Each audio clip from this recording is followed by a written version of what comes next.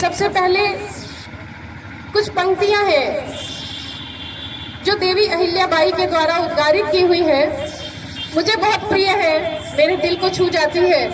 इसलिए मैं उनको नमन करते हुए इन्हीं पंक्तियों के साथ शुरू करती हूँ। ईश्वर ने मुझ पर जो भी कार्य सौंपा है उसको मुझे निभाना है। मेरा काम प्रजा को सुखी रखना है। मैं अपने प्रत्येक कार्य के लिए जिम्मेदार हूँ। सामर्थ्य और सत्ता के बल पर जो कुछ भी मैं यहाँ कर रही हूँ उसका ईश्वर के यहाँ मुझे जवाब देना है। मेरा यहाँ कुछ भी नहीं है, जिसका है उसको भेजती हूँ। जो कुछ लेती हूँ वह मुझ पर ऋण है, न जाने कैसे चुका पाऊंगी। ऐसे भाव, ऐसे विचार वाली थी देवी अहिल्याबाई। उनका मानना था कि ईश्वर ने जिस श्रेष्ठ कार्य के लिए मुझे चुना है उस श्रेष्ठ कार्य को मुझे बड़ी श्रेष्ठता के साथ करना है। उनको पूरी तरह से आभास था। भगवान शिव की, अभी भाई साहब ने बताया कि अनन्य भक्त थी। बचपन से ही भगवान शिव की पूजन अर्चन में खोई रहती थी। एक छोटे से परिवार में पैदा हुई, किसान के घर में, और इतना बड़ा राजपाट उनको कैसे मिल गया। 8 वर्ष की थी, भक्ति पूजन किया करती थी। मालवा के सूबेदार मल्हार राव होलकर जब वो 8 वर्ष की थी, उनके आचरण से, उनकी बुद्धिमत्ता से, उनकी भक्ति से प्रसन्न होकर, मोहित होकर उन्होंने उनको अपनी बहू बनाकर अपने यहाँ, अपने राज्य में ले आए। और वहाँ पर ससुर होते हुए भी एक पिता के रूप में उनको गृह कार्य की शिक्षा में दक्ष किया। आय व्यय कैसे करना, सारी चीजें उनको बताई। उसके बाद राज्य का संचालन भी सिखाया। युद्ध नीति, रणनीति, सारी चीजों में उन्हें दक्ष किया। ऐसे पिता तुल्य ससुर के नेतृत्व में सारी चीजें सीखते हुए ये एक आदर्श राज्यकर्ता बन गई। और जब उन्होंने राजपाट अपने हाथ में लिया तो उन्होंने कभी भी किसी भी कागज पे अपने साइन नहीं किए थे।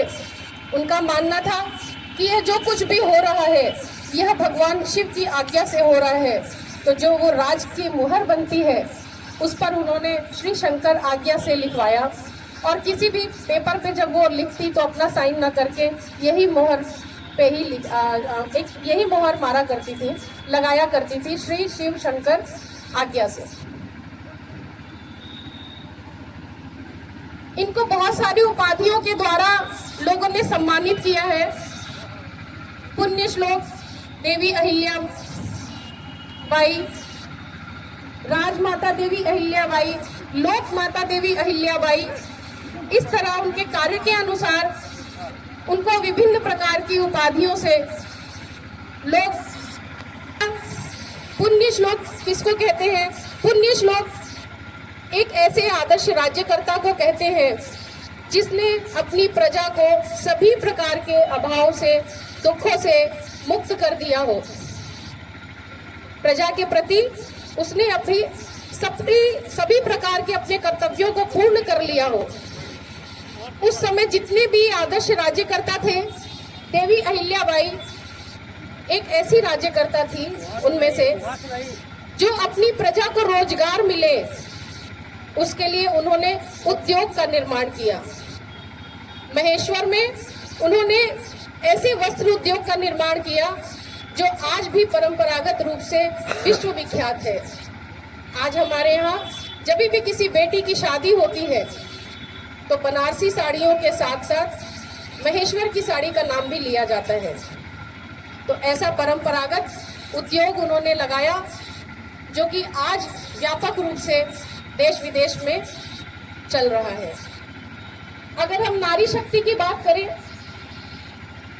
देवी अहिल्याबाई का नाम इतिहास में एक कुशल राज्य संचालन, नारी शक्ति, धर्मपरायण, कुशल शासक, न्यायप्रिय, उदार चरित्र के रूप में अंकित है। उनकी कर्तव्य निष्ठता और न्यायप्रियता को देखते हुए हम सब उनको एक आदर्श नायिका के रूप में जानते हैं। जब नारी शक्ति की बात आती है तो उनका यह मानना था कि नारी उन्नयन तभी संभव है जब उसको शिक्षा दी जाएगी। तो स्त्रियों की शिक्षा पर इन्होंने जोर दिया।